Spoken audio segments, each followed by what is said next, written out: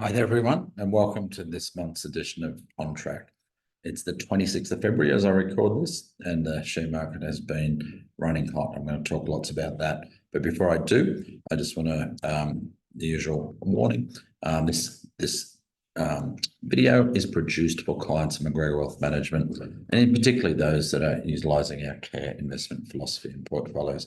For everyone else, please feel free to take in the content, but please get advice or do your own research before taking any actions. So what I'm going to cover today is all the usual latest economic news, market context, the market updates, look at the returns, talk about inflation, interest rates, and the economy. We're going to have a look at what's happening in property and shares, but it's all been pretty solid for the last few months. So I'm going to look at how long it's been since we've had a boom, and the nature that people can get where they start to think we're getting ahead of where we are. All as usual, in a way that helps you make good decisions about your money. I've got a new quote here from Shelby MC Davis, which I love, which is invest for the long haul, don't get too greedy and don't get too scared. Wise words indeed. So let's have a look at the news. Everything's pretty steady. So when I changed the numbers on this table today, there was not much change to anything. RBA cash rate the same, 90-day bank bill rates the same, 10-year bond yields down a little bit, but almost the same. Aussie US dollar exactly the same, which almost never happens, so fairly steady. We don't quite have this month's Aussie CPI data out yet, but last month's was the same at 3.4%. US inflation was up, but only by 0.1. Both of those are stubbornly stuck just above the 3% range, but not much. Mortgage rates, not one change there as well, and the same with term deposits. So steady. As I said, inflation stuck just outside the band. The ASX 200 up 0.8% in January. It's broken through 7,800 yesterday, and looks like it will stay there today, but we'll see what happens. So new highs. You're going to hear new highs a lot. US shares up for the fourth straight month, and not just 0.8% like us, but 5.3%, with NASDAQ, which contains a lot of those tech companies, up 6.3%. The ASX profit season is pretty much done, and it was mostly strong. There were some patchy bits. Commodities in particular were softer, and that means companies like Fortescue, BHP, weaker. Mainly on the market's belief that China's going slower than it has been and anticipated, and that slows down their imports of commodities, which absolutely affects Australia, but not critically. The market has and the government have been predicting iron ore prices to drop below $100 US for 4 years, and it just hasn't happened yet. Still may. In Australia and the US, the market consensus is pretty much no more rate hikes.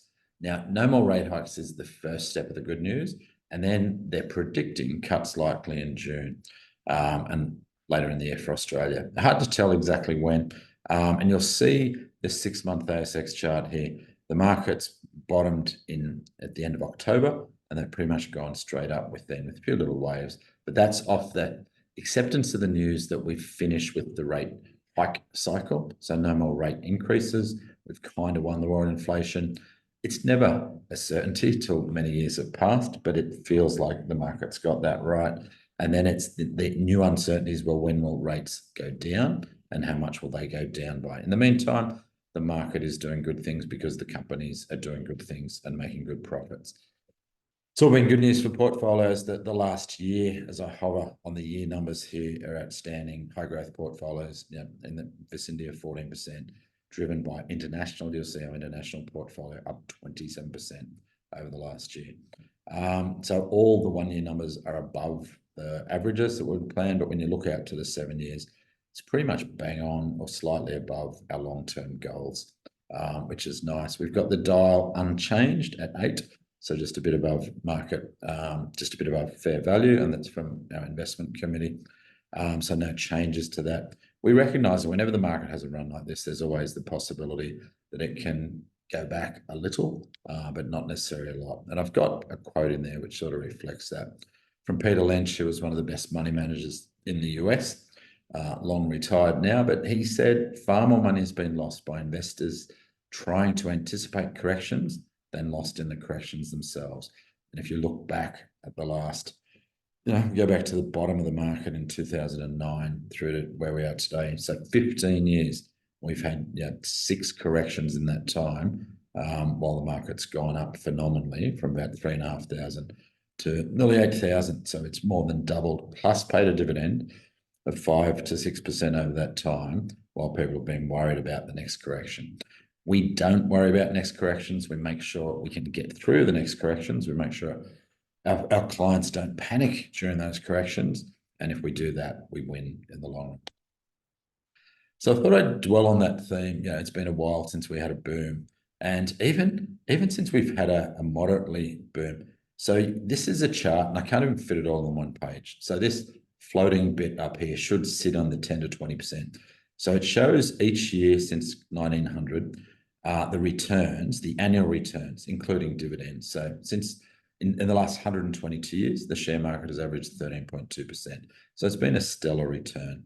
The sheer bulk of it is in that 10 to 20% camp. And then either side of that, you've got the 0 to 10 and the 20 to 30. So that fits over 2/3 of years. And then we sort of see that 21% of the time the market's down, and occasionally some extremes like 2008. But even the last 30 to 40% year was in 2009. So the year before one of the biggest downturns. But the last 20 to 30% year was 2019. And that came after 2018 was a negative year. So that averaged out as well. Nowhere else on the right side of the averages has the market done more than 20% in the last 15 years. So it's a long time since that's happened. I'm not saying it's going to happen, but it will happen eventually. And it will reward the patient who aren't too busy trying to predict the next correction. Yield curve down a fraction from last month, but pretty steady. We're starting to see the market bottom out. And this month, I wanted to point out that the US yield curve is different to the Australian yield curve. But look where it's starting from. Their cash rate is higher than our cash rate. Our cash rate at 4.35, there's up near 5.5. So they're going to have to come down further. And this may impact the Aussie dollar. Aussie dollar is driven in the long run by interest rates differences in the major countries. So if the US has a higher interest rate than Australia, money will tend to flow from Australia to the US chasing that, and that will put downside pressure on the Australian inflation rate. And the other thing besides interest rate is terms of trade. If people in the US want what we've got, that puts upside pressure on the US. So that translates into tourism, education, mining, those types of things. So the US is starting above where we are. And right now, the 10-year bond rate, their bond rate is about 0.2 above where we are. So they expect that to drop down to where we are as well, although slightly higher. The 10-year bond rate, so at the moment, 4.25. So we would expect in the normal world, they'd be similar. And they'll never be similar at exactly the same time, but you can see the patterns there. And the reason the share market has been so excited in the last 3 months, you can see in the bottom 2 charts here, there's a peak where my mouse is right now. And that was the end of October where that 10-year bond rate peaked and then it came down. And in the US, it did the same. It peaked, then it came down. And that reduction in that bond rate has been what's responsible for the share market going up since then. Because growth assets, shares, property, etc., become more valuable when interest rates fall, just as a general rule. So that's what's driving this. It's good news, particularly if the interest rate falls continue or if they remain stable. I updated this chart this morning. So the one down the bottom, which shows the All Ordinaries Index back since 1984. And that was when I had my first job in the share market. So 40 years in the share market, celebrating this year. So that's been the journey of the share market during my career. And what's fascinating is the All Ordinaries Index back in 1984 was 700, and it's broken through 8,000. So more than 11 times up over that period of time, plus the dividends. So plus the dividends, which in Australia average about 5%, and then plus the franking credits. So a phenomenal run. And people often say, aren't you worried about the next 10% downturn? I say, I'm so not worried about which way the next 10% movement in the market goes. I'm more worried about missing out on the next 100% movement, which is always up.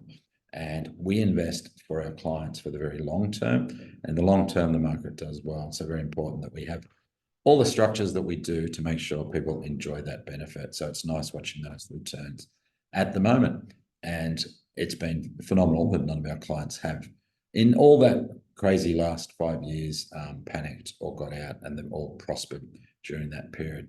And I won't go into that today. The mess it up thing. So at the moment, the thing that I'm worried the most about is that people start to think this market is going too high because it's at all-time highs. We talked about this last month. So once again, it's that short-term focus in this case that the market's too high. But if you look at that chart, the index chart, you can see it's always going up. So most of the time it's going to be hitting new highs, except where we've had a downturn and then it's catching up again. We had the downturn of COVID, we've caught up, we've gone beyond that. So we're gonna, the next years, we're going to see new highs hit. And some people will call that crazy. Some people will say, how can we beat these highs? But it's just what the market does. And very careful that you don't think we're expensive too soon. Like I said, we have the dial at 8. There's a lot of room for it to get crazy. And we can see from that previous chart where I looked at the stacked returns that the market hasn't been crazy for quite a while. And there's nothing surer than history repeating, not necessarily repeating in exactly the same way, but rhyming. And that means at some point we will have a boom market. Not saying that started, but not saying it hasn't as well. So let's have a look at, and I've actually kept the same bias in this month because I did want to focus on this recency bias. So recency bias, once again, is that we overweight whatever news is current. So we're going to get obsessed with new highs, new highs, new highs. And that means people can think the market's ahead. They can start to look for these corrections, the 5 to 10% downturns, which is absolutely dangerous because no one has ever been able to pick those with any particular accuracy over the long run. People get lucky occasionally. But what it means for us is that what's important here is continue with our strategy. So for our retired clients, it's about that, your own plan of managing your liquidity. This is where the reserves come into play. Not an issue for clients that are still working, where we're dollar cost averaging, and we use dollar cost averaging to take advantage of the inevitable volatility. But as people move towards retirement and then into retirement, we make sure we've got between 2 to 4 years worth of their cash flow needs in our reserves, which is low risk investments, term deposits and short-term bonds, and 90-day bank bills, cash, those types of things that don't fluctuate. So right now, what we've done in the last few months as the market's moved up is we've pretty much rebalanced all portfolios to make sure at the moment the cupboard is full, that is, their reserves are plentiful, so that we can survive any downturns that come along. Because if we survive all these shorter term corrections, then we win. We get the long-term benefits of the growth of the market. So let's look at what the markets did. Aussie share market, as I said, stellar year. The bottom in November. It's typical of what a market does. When people say to me, what do you think the market's going to do next year? I'll say, look, firstly, it's going to fluctuate. And if it's like a typical market, it'll go up 10% for the year, but there'll be a period during the year where it drops 5 to 10%. And that's exactly what happened last year. Market actually went up 10% during the year, but there was a 10% downturn in the middle of that year as well, when we got to about 7.4, then dropped all the way down to 6.7. So that is such a typical year, not funny.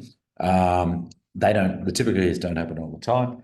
Our top 10 here, Goodman Group has jumped in, Fortescue dropped out there. So not always a lot of changes there, but that's interesting to note. And that will be reflected automatically in your index portfolios through Vanguard. VAS, Vanguard Australian Share Fund. US shares, another solid month, 7%, including dividends. Just so good. 2 6% months in a row. Means we got a yearly return right now, 33%. Driven, as we've been talking about, by the Magnificent Seven, and then internally on that, NVIDIA as well, who's been spectacular. 1 year return on NVIDIA, you can see here, 256%. 1 year return on Facebook, 155%. 1 year return on Microsoft, 58%. So that is driving US shares. So the vast majority of US shares are more boring, like the Aussie shares at the moment. So they're not in a boom. It's those companies, and all those companies. What's What's interesting about this start of this boom in this particular sector is that it's all driven by profits and their growth in their revenue and their profitability. So it's not potential. It's not pie in the sky like the tech boom in the late 90s. This is real numbers driving. And yes, they might be getting ahead of itself, but NVIDIA, with all that fast growth, has a forward PE of just 39. Now, while that's a high PE, this is a company that's doubling its profit or more every year. When we go back to the 1960s, there was a phenomenon called the Nifty 50, where the top 50 companies people just wanted to own them. So they got up to price earnings ratios, PE ratios of 60 to 80 times, and they maintained that for quite a few years. They eventually that bubble burst, but we're not in that territory. The forward price earnings ratios here are quite modest, considering we've just had a 33% return. And in Australia, that 10-year return's 15%, but about 4% of that is because the Aussie dollar dropped during that period. So in the US, while this is a strong market, it's not a crazy market, but it's one that's delivered well for us Aussies. Global leaders, the top 100 companies in the world, 35% up. A lot of that is similar to the US shares in terms of that Magnificent Seven. So same factors driving that there. US small caps, these are companies that we've never heard of, that you've never heard of. There might be the odd one, but this is the engine of growth in the world. Yeah, capitalism really starts, but the engine of it starts in the US, and it's reflected in these small caps, all of which would be in the top 50 in Australia. So as much as we say small caps for the US, they would be large caps in Australia. Once again, no crazy price earnings ratios there, and just good solid fair value at the moment. Similar profile to Australia, we're up about 10% for the year and modestly for the month. So this is the everyday market. So the main returns have been coming from the Magnificent Seven here, not the everyday market. The rest of the market's pretty subdued with reasonable price earnings ratios and reasonable growth prospects, because the world's actually growing slowly. We've only just come to this downtime. So then I pulled some data out in terms of property market, and it's funny, this slide's jumped ahead. Let me come back to this. I'll just finish off on our share update. Emerging market shares to the end of February. Nice to see them finally have a good month. So up 5% in 1 month. This once again rewards the patience of those that are persistent. We've been rebalancing. That means we've been topping this up by little bits as it's been underperforming, and then we get rewarded when that jumps up. So back to 1 year, 9%, still pretty ordinary on the 5 years and just above cash on the 10 years, but it will have its time eventually there as well. Gold, solid, 15% for the year. So that's helping the active portfolio, which is where you own your gold. That's helped that active portfolio have a stellar year as well. And a big jump. Part of this is sort of currency. When the US government has a fair bit of debt, and it does cause some in the market some concern, and when they get concerned about the US dollar, they normally look to invest that in other currencies. But the US is the most important currency in the world. It's what they call the base currency of the world. And there's no other currency that's close to getting that. So instead of it going to euros or the Chinese currency, it actually goes to gold. So gold acts as a quasi-currency here. So in the event of the US being weak in terms of its debt, in terms of troubles around election, gold, we feel, should continue to be held as a hedge against a weakening US dollar. So property cycles, and we've continued in with a good property cycle. When we look at the returns over the last year on all dwellings, we just see pretty much good numbers. Sydney year on year up 10%, Brisbane and the Gold Coast up 15%, Adelaide 12%, Perth 18%. So the average of the 5 capital cities 10%. And then we've got that's for both houses and units, and there's the breakdown there in houses and units, which I won't go through, but good all round. And the only ones that are lagging a bit there in the last year is Hobart, and that's off the back of Hobart having the best run in the country, so it's taking a breather, which is totally understandable. I'm going to go back to that slide we talked about before, but it looked at the fact that over the last 10 years, the luxury house market in Australia has outperformed the broader market. So the median price is the yellow lines, and that shows it doing really well and almost doubling, but the luxury market is up again. So for many of you, for many of our clients, either on the Sunshine Coast or in Sydney, you'll see those areas, and they're not fancy areas like Noosa. They're predominantly the inner city areas, with the exception of Fremantle, Hawkesbury, and the Mornington Peninsula, but everything else is inner. And there are other areas like Noosa, etc., that have done phenomenally well. But so just thought that was an interesting fact that luxury property has done better than the median. And yeah, we're still looking at those same headwinds and tailwinds, no change to this slide. And property is a funny market at the moment because we've got higher interest rates, which is hurting younger buyers in particular. So the headwinds on the right. We're still a bit uncertain about the slowdown and about how strong the economy is going to be coming out of these interest rate rises and when the next rate cuts will be, but that's diminishing. At least interest rates now are steady, so that takes the fear away from people that are paying high mortgage payments. But once again, they're anticipating falling interest rates. We've had rises in unemployment in both Australia and the US, but very modest. So it'll have a little impact, but not much. It's not a fully blown recession where unemployment goes up 5% and a lot of people then struggle with their mortgage payments. And it appears in the profit results for companies in this profit season, retail spending was very strong. So it still appears like those savings that were built up during COVID are still strong. We know they're weakening, but it's very hard to tell exactly. But the spending numbers at the Harvey Normans, at JB Hi-Fi's, they all recorded revenues up. So that tells us the consumer is spending. That spending will be divided. There are younger people who have got high interest rates who will be curtailing their spending. But for the clients that are retired, for instance, got money in term deposits or other assets that are doing well, their income's rising, so their spending is going up. And then the tailwinds, what's propelling property forward? The biggest one is the population growth, but high replacement cost of buildings. Building costs have gone up more than 50% in the last 3 to 5 years, depending on whose statistics used. But that means when people are looking at building a new property, they go, wow, that's expensive. Maybe I'll look at an existing property, and that brings those up as well. There's a massive shortage that's probably going to take 3 years to fulfill. Last week, I interviewed Philip Almola from Performance Property. You'll see that come out next week, hopefully, that interview, and a fascinating run around the country that looks deep into the data of all the cities and the regions around Australia. So keep an eye out for that. And we've still got rents rising, and consumer confidence looks okay at the moment. So no dark clouds on the property front that we can see. Doesn't mean something can't happen, but right now, none that can be seen. Mortgage rates are pretty stable. There's a slight downturn happening in fixed rates, but not much. So that means the market's not predicting major drops yet. So that tells you something. And variable rates still the same. If we'd woken up 15 years ago and these are our mortgage rates, we would have thought they were incredibly low. They seem high now because we had this unusual emergency provisions when interest rates dropped to emergency levels that had never been seen, certainly in most of our lifetimes, in anyone's lifetime. So where we had mortgage rates below 2%, so never been seen in anyone's lifetime alive at the moment.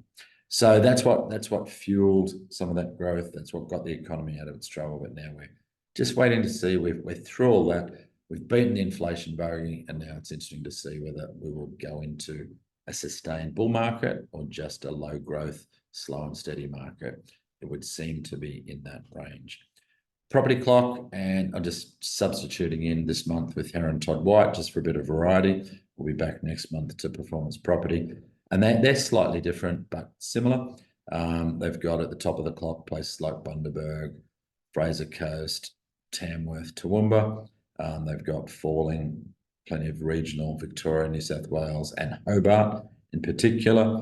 They've got at the bottom of the market there, Ballina, Byron Bay, so that looks like potential to start again. And rising, start of recovery, Melbourne, Newcastle, Sunshine Coast, Gold Coast, which is interesting.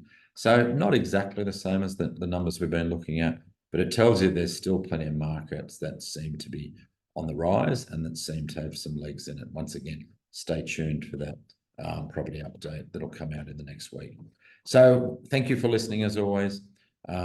Once again, in summing up, we just have these firm beliefs that all investing is best done as part of a real plan where we have goals that we're heading towards and portfolio design to meet those goals. And we do take a long-term view. That means we can then focus on the things that matter, which is appropriate diversification, getting the right asset allocation, and having enough liquidity to ride through the downturns. We do access most of the growth assets through low-cost index, with some exceptions for good reasons. And then we protect against the short-term volatility that is inevitable with those reserves for our retired clients and dollar cost averaging for our working clients. And the little secret, just regular rebalancing adds value, pays for the fees, which means you're able to enjoy above average return with below average fees over time. Only 3 ways to lose money, and congratulations again for no one in our client world doing them. And we're through this certain part of the ditch. And that is panic and selling when the market's down, having to sell and not properly diversified. When we avoid those things, we get the benefit of the growth in the long-term share market and we win. Thank you again for your time. I hope the year is going away well. I can't believe we're going into Easter, and it feels like we just started the year. And no doubt we'll be next part of the cycle, budget for us in Australia in May. US elections coming up in November, and as always, it's exciting times. I wish you all the best. Until next time we speak, Rob McGregor signing out.